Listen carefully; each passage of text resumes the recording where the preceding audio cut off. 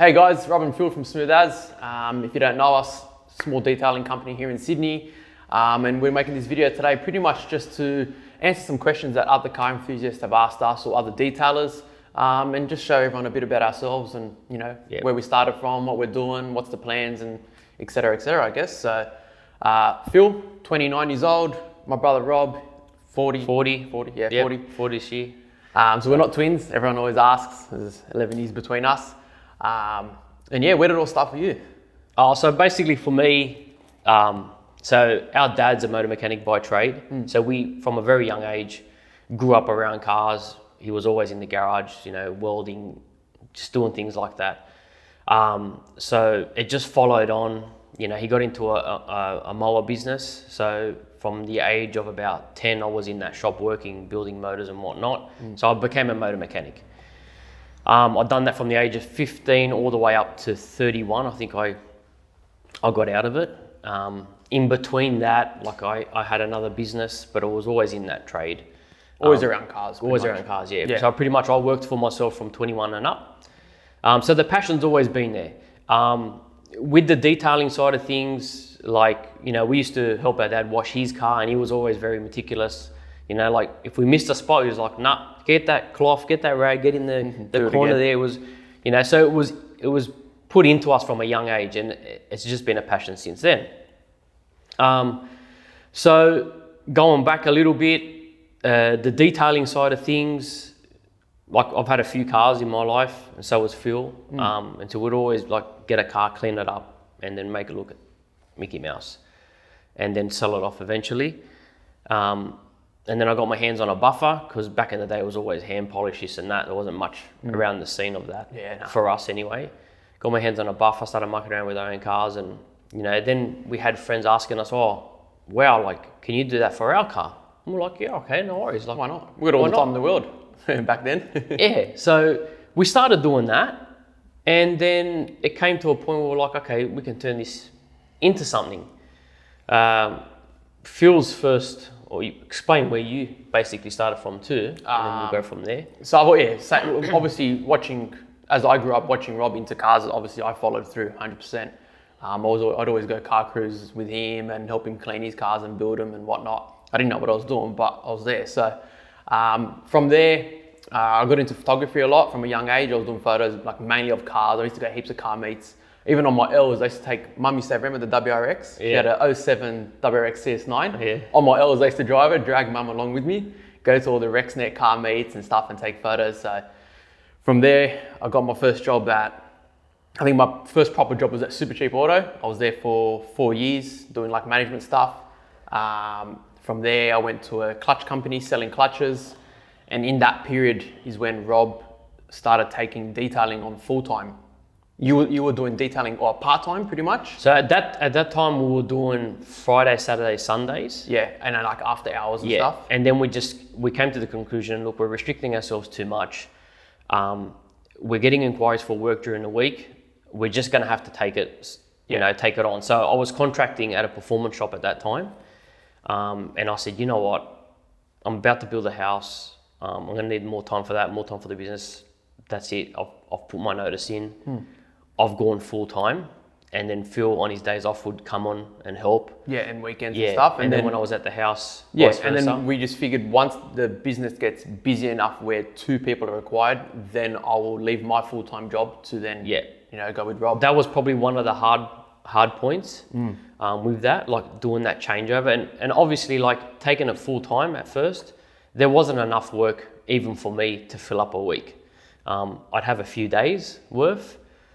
So in the meantime, I was still doing mechanical work. One of my best mates is a bricklayer. I said, look, if you need me to labour, I'll come 2 days. So I was doing that. So there was a lot of effort from us, late nights, weekends, Sundays.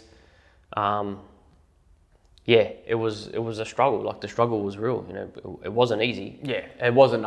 There wasn't enough work back then, for us anyway, to be full-time, flat out every day. Yeah. So until it got to that point where we needed 2 people, that's when I left my job and joined Rob, and we became one together. Yeah. But back then, it was mainly car washes, sort of pre-sale details, Yeah, a bit of shampooing shampooing seats. stuff. Like it wasn't anything full on, you know what I mean? And we did so many jobs that were just shit, like filthy jobs, or you know, you're crammed in between two cars trying to clean another car, or in a single garage. Like we did all that stuff that you don't want to do, but you've got to do it at the start, you know what I mean? You just, whatever it takes to make the money and get the name out, that's what we did. Yeah, like when we weren't busy, we were just stopping at shops or wherever, business card, introduce ourselves, business card, introduce ourselves. We just kept doing that. Like, I think at that point too, we were importing microfiber cloths. yeah, we just started with the cloths. Yeah, so like for us, that was a big thing, like spending, you know, 5-6 grand on microfiber cloths to then try to resell. Like it was a big risk, but we're like, you know what? Let's just What do can it. go wrong? Worst case, we got 5,000 cloths to use. So Yeah, we always took risks like that. But Yeah. we started. So the first car we started working out of was, I think, the Ford Falcon. I had the blue one. or Nat's CRV. No, then it was a CRV. Yeah, Ford so I think we had a Falcon, Ford yeah. Falcon that we were just buying to clean up and eventually sell. Yeah, So it was just it was a fairly decent boot, but we just jammed everything in there. yeah. Worked from that. We used to work from our parents' place a bit, and Yep. then a lot of mobile stuff. CRV. Then we upgraded to a CRV. And Nat's then we CRV. bought our first van. Yeah, so what was it? 98. High Ace, the long wheelbase. Yeah, super long wheelbase, It was high massive. ace, petrol 2.7, crunch second gear every time. Beat it up, but it did the job. It did the job. And what we learnt from that was the more space you got, the more stuff you'll fill up. Yeah, like we 100%. carried things we didn't need. Yeah, but there we was had things it in that van that you Yeah. wouldn't touch for 5 years. Like, so then when we got our next van, the Caddy, we said, all right, go something small. The less room you have, the less crap you carry. Yeah. Which worked out well. Yeah. So from there, I guess we just names started getting out, started Yeah. getting busier. We're still doing, you know, your shit jobs and jobs you don't really want to do. Yeah, up until a year ago, we were doing stuff like that. Yeah, pretty much. So, It was, yeah, you're always learning. You're always learning something. and I guess the reason why we always say you got to do those shit jobs, no one wants to do it, right? And like social media these days on Facebook and Instagram, everything looks awesome. You're doing codings and buffing and rap and whatever. But people don't see the crap you got to do before that to get to it. You know what I mean? Like people just want to go straight to that. But at the end of the day, I feel if you don't do those shit jobs to learn the basics, No, you're not going to be any good at the big end stuff. yeah, you can't sprint before you walk. That's right. So, You know? I think that's a big thing people sort of misinterpret, or it gets misled a bit. You know what I mean? You can't just buy a van, have a nice business card and a nice sticker on your van, and The go work's do just the gonna big come stuff. to you. That's right. You got to do the Yeah. crap. You got to, and it's sort of your bread and butter. Those small jobs at the start, because it's even if you do have those big jobs, you can fill the gaps in with those small jobs. It's a bit of cash flow as well. That's it. You look. It's like any business, and any business owner would know this. When you're starting something from scratch, especially because I had a business before which I purchased. It was already up and running, and then I grew that business. But it was a lot easier because from day one, as soon as I signed and took over, that income was there. I just had There to was a keep client that work base on. already there. But we started from absolutely nothing. So to build up where we could both live off it, that was hard. Like there was many weeks, and I'll tell this to other detailers that, because there is a couple that we do mentor, that, you know, there's weeks where you don't pull a wage. You don't take a wage. That money goes straight back into the business and you go without for that week. Yeah. And it's happened heaps of times, you know what I mean? Because you have to, you know, because there's insurances, and like if you're going to do something properly, there's insurances, there's taxes, there's stock, there's a lot of things. Yeah. People don't take into account. They think, I'll do this job for $300 and that $300 is mine. Well, not really, because you got to think about consumables. All right, you might have only used a few cloths and a few bits and pieces of products, but it adds up. Like when you do the maths, obviously your time, but then tax, GST, insurance. Like there's a lot of detailers out there that don't have insurance, and like if you stuff someone's car up or something happens, or you drop something on the customer's car, like that's coming out of your pocket. And if it's a nice car, it's going to be a lot. So That's right. Insurance is a big one. But yeah, there's heaps of stuff, you know, fuel, driving around, heaps of things. So your regos, your insurance is so it's not just make $300 and it's yours. You That's it. You know what I mean? And then you got to reinvest into the business, like Rob said. So, you know, you can't just pocket all that money, because then your business has nothing to live off. If you have a week where it's bad and you don't pull a wage in, at least your business has some money to pay That's you. right. Especially with this pandemic. You know what I mean? That was a big curveball. But Yeah, so like we've always had a passion for cars, like we were saying, and I've had heaps of cars, and I've always liked older cars because for me it felt like it's a time capsule. I'm capturing like that 80s car. It's just the smell. It's It's just, I don't It's know, the the way fun it of makes you feel, yeah. Yeah. And the thing is, like, a new car, you can buy that anytime, there's heaps around. But when you see like an old, cool Gem. 80s, 90s car, and it's relatively clean for what its age, you jump on it. So I think between us, we've had, I don't know, probably in the triple digits cars between us, whether it be cars for ourselves or, for our partners and whatnot. Heaps and of a lot of cars. Hondas. A lot of Hondas. A lot of Hondas, a lot of Fords. Heaps of Hondas. I remember that Corolla we had, the one I had, the KE75. Blue one? I bought off an old Italian man, and the radio was stuck on the Italian channel, so I could not change it. But I left it because I loved it, and I used to pick everyone up and they were like, man, I go, no. This is how I bought it. This is how it's staying. Yeah. Just little things like that in the memory, Yeah. And I think the stories behind cars are really cool too. Like Yeah. we've had heaps of cars where, they've one owner, they've owned their whole life, or we've driven to Melbourne so many times to buy cars. Canberra, we've bought so many cars from Canberra. Yeah. Um, And even helping people, like that's a massive thing that's satisfying. Like someone will bring us their car that they've had for years, and they've been saving the money to start cleaning it up or whatever, And like we tell them, yeah, look, we can do this, we can get it to this point, and they're like, really, like yeah, like we never try to over promise, but we always try to over deliver 100%. yeah, under promise, over deliver. Yeah. So that's like a massive thing. Like when someone first sees their car after we've done it, there's the look on their face, the happiness. We've had people that have said, nah, clean it up, Rob, I'm selling it. I've had enough. And then we'll do it, and they'll come pick it up and they'll be like, Not selling it. yeah. Or they'll go and we'll ring him. I'll ring him in 3 months. Hey, Tony, how'd you go? Did you sell the car?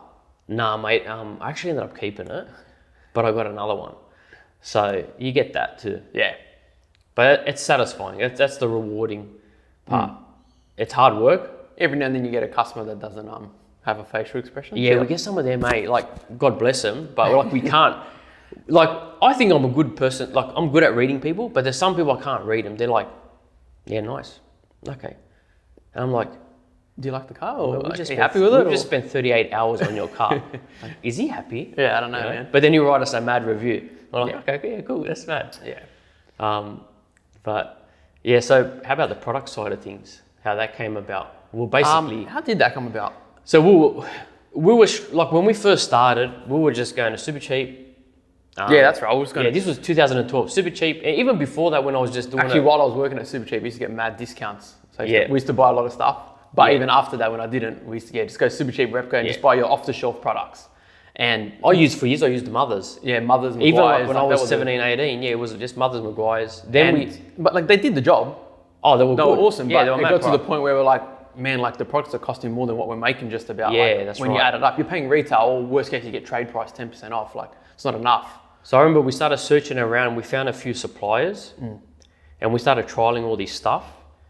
And we were like, okay, now we've got the mix right because we were buying it concentrated, mixing it ourselves and whatnot. Some we couldn't, and started using it. And we're using it day in, day out, day in, day out. And then I said to Phil, you know what? Like all these products on the shelf, yeah, there's a lot of good stuff out there.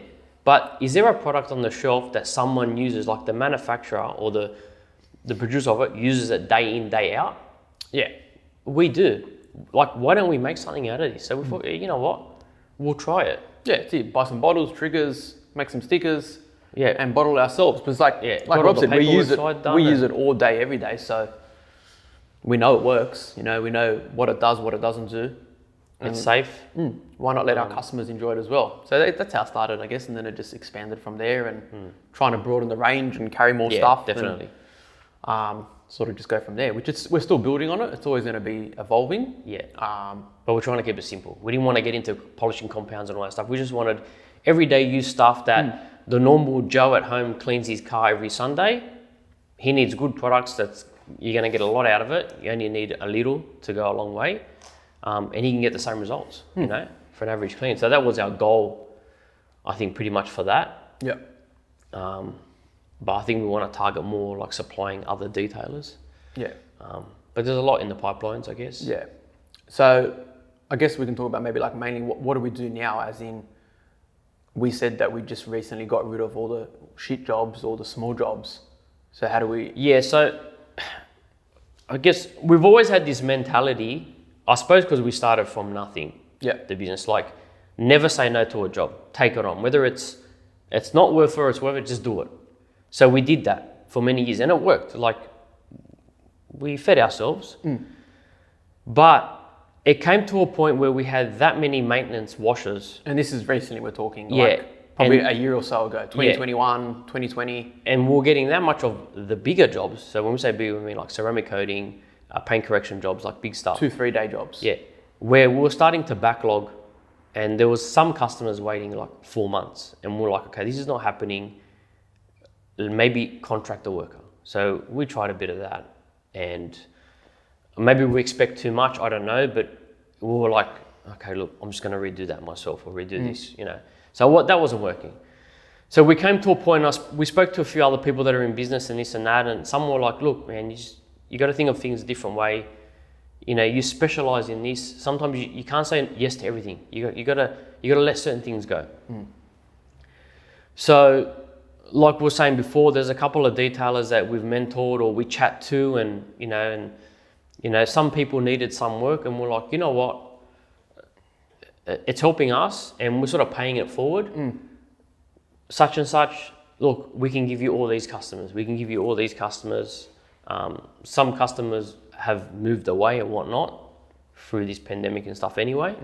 So we've let a lot of those jobs go so we can more focus on this topic. Like, we're lucky in a sense because a lot of our customers are business people or in the know-how of how business works. So they understand where we say, look, we can no longer do your carbs. We need to stop, you know, restricting ourselves and grow. Most of them are like, yeah, it's cool, man. We understand, like, do what you got to do. Yeah. And obviously our best interest is the customer. So like we pay these jobs forward to other detailers and we don't expect nothing in return. Like we don't hit them up for money. No, we haven't touched nothing. No. We just say, look, do a good job, look It's after yours. the customer because we care about the customer. And it's worked out well. Like we've given away a fair few jobs and, you know, most of them come out pretty good.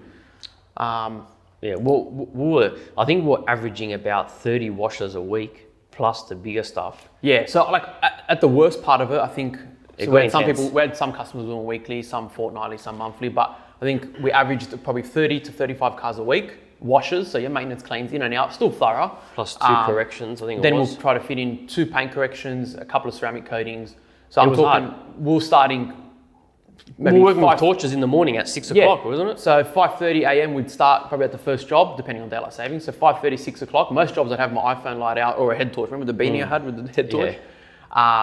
So we'd try to smash out all our maintenances in the morning, and then we have the remainder of the day to do the big job. So we're talking, you know, wake up at 4:30, 5 o'clock, and finish at 5:30, 6 o'clock in the night.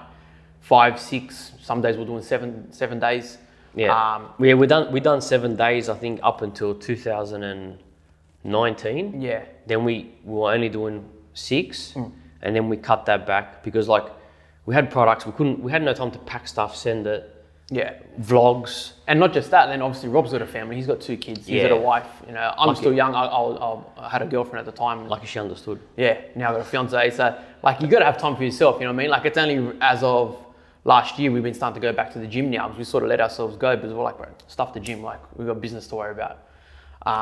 So a lot of people don't see that, like we know a lot of detailers that they don't start work till 10:30, 11 o'clock, you know what I mean? Like, and they don't realize how much you can get done early morning, you know what I mean? Well, one recently we took him with us because we have someone. If he's that works watching, he with knows us. who he is. Yeah, he works with us sometimes, and he's working with us more. And I said to him, "Well, do you want to come with us Friday?" He's like, "Yeah, cool, no worries." I said, "All right, be at mine at 6."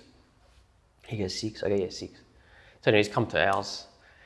You know, we've gone to the job, 6:30 we got there, smashed out 2 washers, went to another job, another 2. It was like 9:30, I think we've done like 4 cars, 5 cars. He's like, wow, man, like, how good is this? He goes, it's like 10 o'clock and we've done so much. I said, mate. So now he started doing early jobs as well. It's the best. And then you got the afternoon free, like if you finish up early, it works out well. But for us, like it was morning till dark. Yeah. It was big days. there was a lot of stress. Like at this time, we're pumping all this work because we're putting so much money back into the business. Like we weren't taking much of a wage, and like there was tension between us. So like people, that's another thing people ask. How do you we'll get find to those questions. Yeah, working with your brother. Like he was stressed, I was stressed. Like sometimes we'd snap over something silly, and people that know us, like we're pretty hot-headed. I've calmed down now. I reckon the last 10 years I've calmed down heaps. Like I was pretty bad. Rob doesn't bite back anymore. No, I used to be bad, but now I'm like, fuck, it's boring. Like, you don't bite back. Yeah. So it happens. I mean, but where you get over it. Within half an hour, you're talking again. At the end of the day, you got to do the job. So you have your little, I think the key with a partnership is each one of yous have to have your role. So like, for instance, Phil does all the media side of it. So like I don't even know the logins to any of these things. You know what I mean? Like I'll get people ring me. I was just speaking to you on Instagram. I'm like, yeah, that's Phil. And I'll quickly run up. But anyway, he does all the media stuff. He'll do a lot of the ordering. Yeah, product style, ordering stuff. Yeah. Etc. I'm normally like invoice. I'm always overlooking the books. I'll do a lot of the talking to the customers and quoting and stuff like that on the phone. On the phones and that. So we've got our roles and we'll correspond with each other. But like I trust him that he knows what he's doing on his end and vice versa. And that's one key element, And it's not none of this. Oh, he's done more than me. I've done more than him. Then it's even it's with just, work as well. Like me and Rob can do a job from start to finish and not talk. Because we know what has to be done. Like we work that way. So like I said, we could start a job from start to finish and not talk at all, and the job gets done 100%. Yeah. Because we know who does what usually. We'll overlook each other's work because sometimes like he'll bust me just checking out something, or he'll be looking at me at mine and going, and I'll be like, I'm not there yet. I haven't finished that. But we've got our expertise and likes. Like for example, I don't hate it, but I do. I hate cleaning interiors, right? I love the end result, but I hate the process. Yeah. As he loves I'm the opposite. I love interiors. He loves interiors. It's more. I get more satisfaction out of that. He's got a sickness. Yeah, even door jams. Like my fingers hate it. You smash your fingers and engine bays, but I could. I get my enjoyment out of that. Yeah. The paint as well, but more out of that. And I'm more of a paint person. It's funny. Let's get to a couple of questions that we've had. All right. So I asked on Instagram a couple of questions, like people to ask us questions, what they want to know about us. So I've got one here. What are your dream cars? I've got a few, but I already know my number one. Mine's a 355 Ferrari. Okay, so I'm already done. Yeah, so I would like the same, a 355. That's one. But I would also like. So I've had a few XDs. So I think my ultimate build one day will be, not maybe because I would do it, would be XD, Falcon, in the blue. Yep. So like the old touring car, blue, wide body, but just something crazy. Big motor. Big motor. Yep. Yeah, probably them two. Them two. What is the fastest car you've been in? Do you remember? There's been two. Which is? So when I was working at this performance shop, one would have been an R32 GTR, which was just off its head. It revved like a bike. Once it was on boost, it was just out of this world. And one of my best mates at the time who owned the shop, his VK, the red VK, Chris's red VK. Yeah. Yeah, that was a fast street car. That was a car he had for years. I remember, like he was older than me, so in our teens, we'd get together on a Saturday night and go down to Super 24 and whatnot. And whatever he raced at the track, he beat. On the that car was out of this world, and he could drive. That was another thing. What's the fastest you've been in? I don't know, to be honest. My XC. Yeah, XC was pretty quick. Back then it was quick. Rob had a Ford Falcon built up. Yeah, I had a I have to tell you a story about that one. But it was quick for back then. But like in today's times, it's not that quick. No, not in today's time. No, it's not. Today's times are crazy. It ran 11.2 It's still pretty quick, I guess. But Yeah. It had, but with 20s on the front, and it still had straight I tyres. think the fast car I've been is like an 8 or 9 second GDR. I've been in a couple of Teslas. They're stupid quick, but like not the same. Yeah, I don't know. I think probably a couple of GDRs. They're Another question we had, what car do you regret selling? all of them that have gone up in value, which is all of them. Every DC2, every old Falcon, RX-7 lost my license in. RX-7 Rob lost his license in. RX-7, just going back on that, was a Series 8 FD.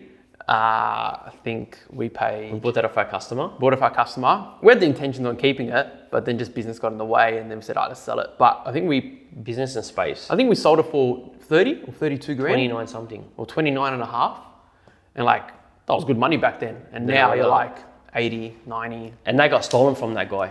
Yeah, so the new owner, he had it for like a year and a half. and We then it still got speak to stolen. him, yeah. Poor bastard. He's still got the fuel pump relay fuse at home. He took the relay out and He's still got the relay, but they still stole the car. My biggest regret car would be my XC. Yeah, XC Falcon. So- Yeah, that was a nice car. When I first met my wife, I was building this XC, which I bought off a mate. It was just a rolling car.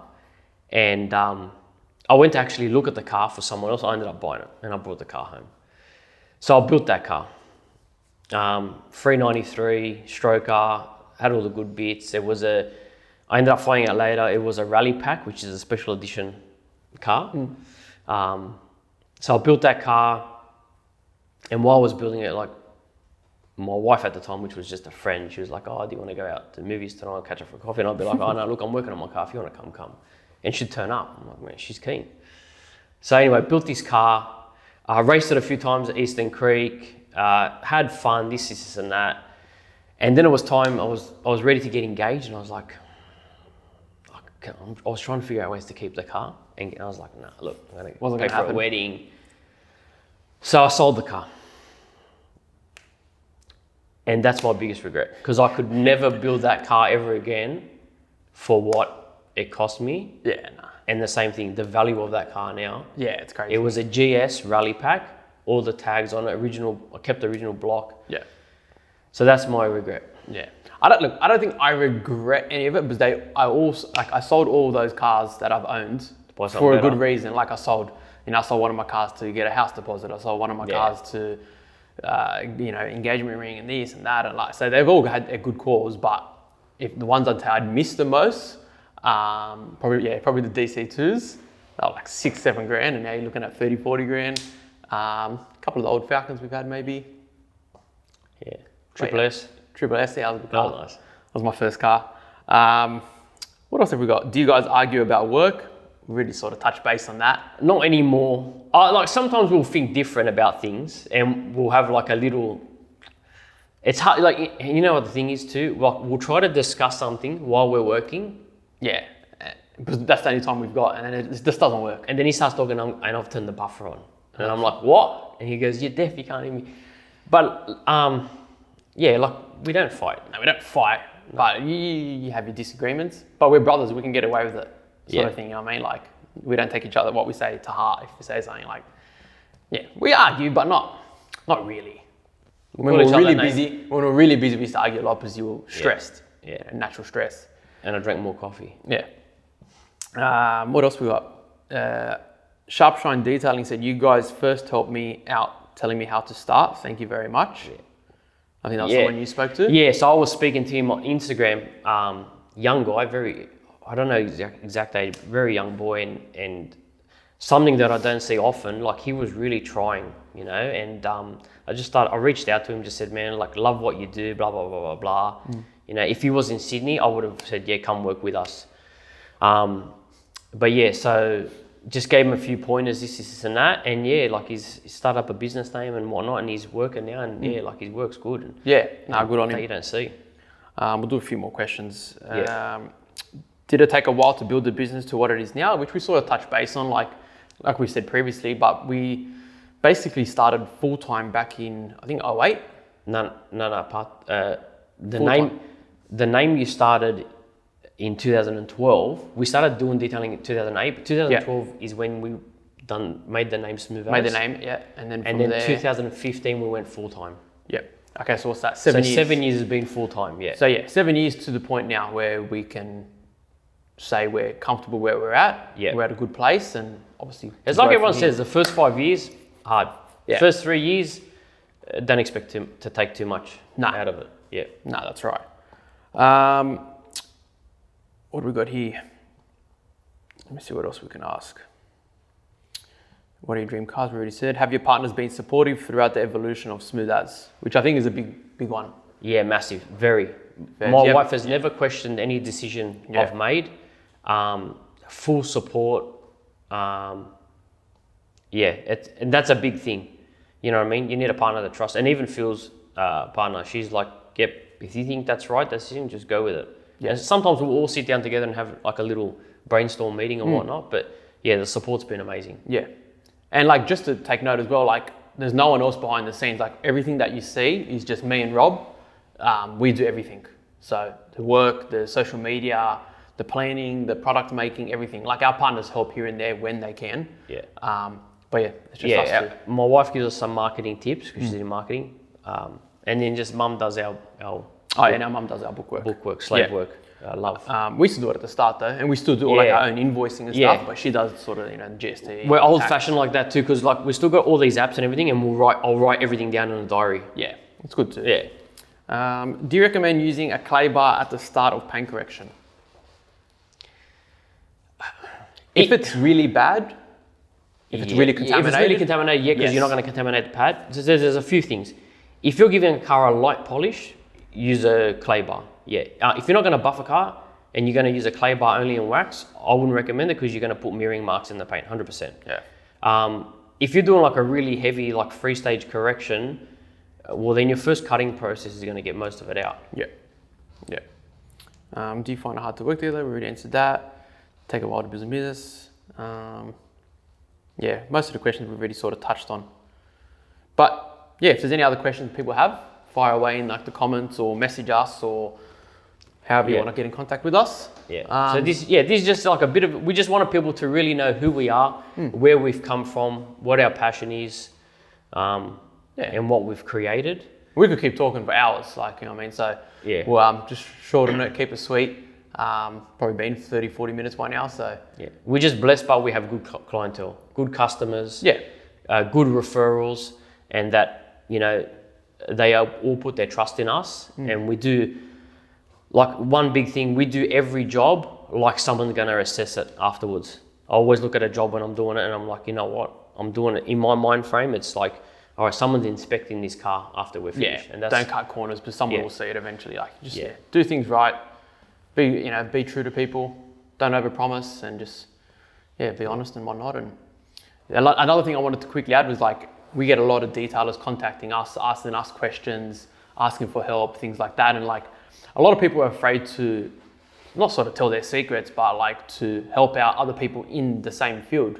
And like we're totally opposite. Like we help out as many people as we can. We get detailers messaging us all the time. How to do this, how to do that. And like, look, sometimes you got to figure it out yourself, like we did. But if we can help you along the way and sort of speed up the process for you and get a second opinion, why not? The only thing I hate when people say, "Oh, I got this car. What combo do I use?" Like, you gotta try a few different things, see what works, and then go with that because every job's different. Yeah. But there's no like secret method. Like like Rob Yeah. said, every car's different, every paint's different. But that's how you learn as a detailer. That's right. You got to trial and error. Yeah, You know what I mean? trial and error. So it's okay to ask, but don't be afraid just to test and try and spend a bit of time to do it. But that's the problem. Like this detailing industry is very cutthroat, and everyone's like, "Oh, I don't like these guys." Like, there's plenty of work. I always say there's plenty of work out there for everybody.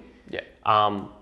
Like everyone needs to sort of bounce off each other and help. Like there's heaps of work. Like we share Keep we share other Yeah. detailers' posts and comment on stuff Yeah. and support them. Like you just gotta, like Rob said, there's plenty of work out there. So don't try to undercut people or talk bad about other people because there's plenty of work out there, man. That's another thing too. If you try to work for cheap and undercut, you end up crashing in a year or so because you can't. We've seen it before. sustain People try to do cheaper and then they do cheaper and then people expect that cheap price and then. But I love when other detailers call us and say, "Hey man, I've been following you," blah blah, blah, just chat and Yeah, that's it. So maybe we can make something of it in the future. Yeah, something of that, and definitely something of like people in their cars, their builds, and you know, that But, that will happen. Yeah, I think that's it for now. Until the next time. So I hope you guys enjoyed it, and We've got to stop it there. The cameraman's showing us the time. Saying, He's getting angry with us. but yeah, if you guys got any questions, like I said, hit us up, let us know. Us If a you call. like this video, let us know your thoughts about it, and And follow our YouTube channel. Yes. Like it and subscribe. we've been a bit slack at the moment, but we're going to start pushing it again. So Love yous. take care.